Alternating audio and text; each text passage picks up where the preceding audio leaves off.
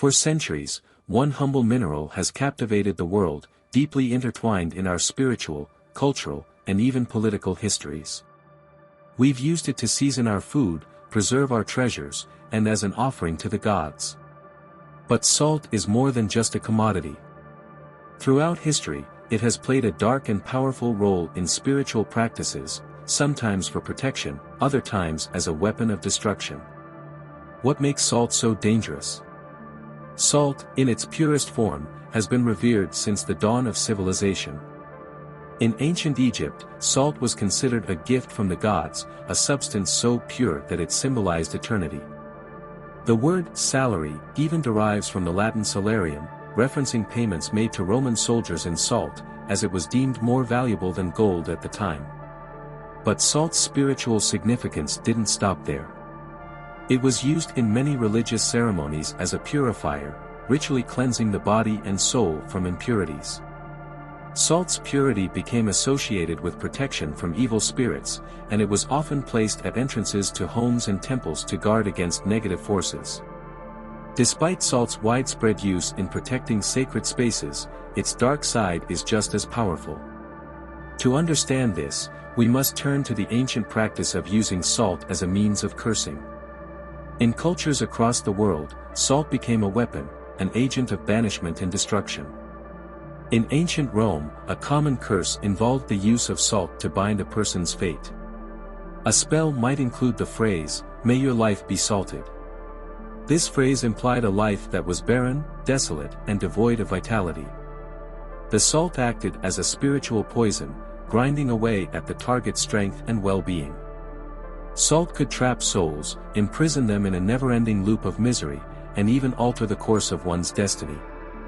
One of the most chilling aspects of salt's dark reputation lies in its role in witchcraft and magical practices.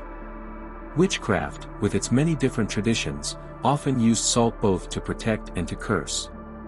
In the world of witches, salt was both a purifier and a weapon, an object with the power to banish demons or summon them, to seal pacts or break them. In European traditions, witches would create protective circles made of salt. These circles would ward off evil spirits or even harmful magical energy.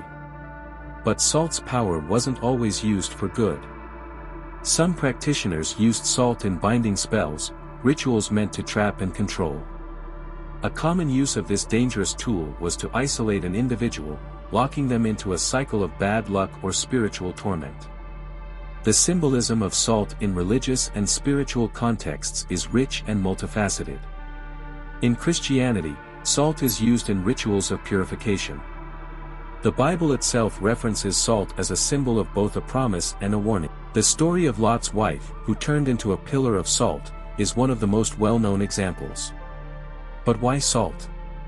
Was it a mere metaphor, or was it a deliberate reference to something much more powerful? Some scholars suggest that this tale was more than just a story of divine punishment. It was a warning about the potency of salt, its ability to hold someone in place, to freeze them in time, and to ensure they never move forward again. Salt has long been associated with betrayal. In ancient cultures, breaking bread with someone, or sharing a meal, was considered a sacred act. To spill the salt at the table, however, was to break that sacred bond.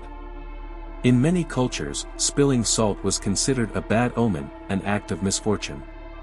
But it was also seen as a precursor to betrayal, an unwelcome guest, a betrayal of trust. In the Middle Ages, soldiers who betrayed their comrades were sometimes punished by being forced to eat a plate of salt, often in front of their victims. This act of consuming salt, a substance once shared in friendship, became a metaphor for consuming one's own guilt. Salt became not only a symbol of purification, but also of condemnation, a reminder of trust broken and the consequences of betrayal. In the modern world, salt still carries these ominous associations. The common superstition of throwing salt over your left shoulder to ward off bad luck dates back to ancient practices, where it was believed that evil spirits would take advantage of a person's momentary lapse in focus. The salt, thrown in a specific direction, would distract the spirits and prevent them from entering the person's life. Salt also appears in modern metaphysical practices. Salt lamps, known for their calming effects, are a symbol of purification and protection from negative energy. Yet, they are also a reminder of salt's dual role, offering spiritual protection, but potentially drawing in dark forces. The most unsettling aspect of salt's spiritual power is its role in the final judgment. In many traditions, salt is seen as a boundary between the living and the dead, between what is pure and what is corrupted.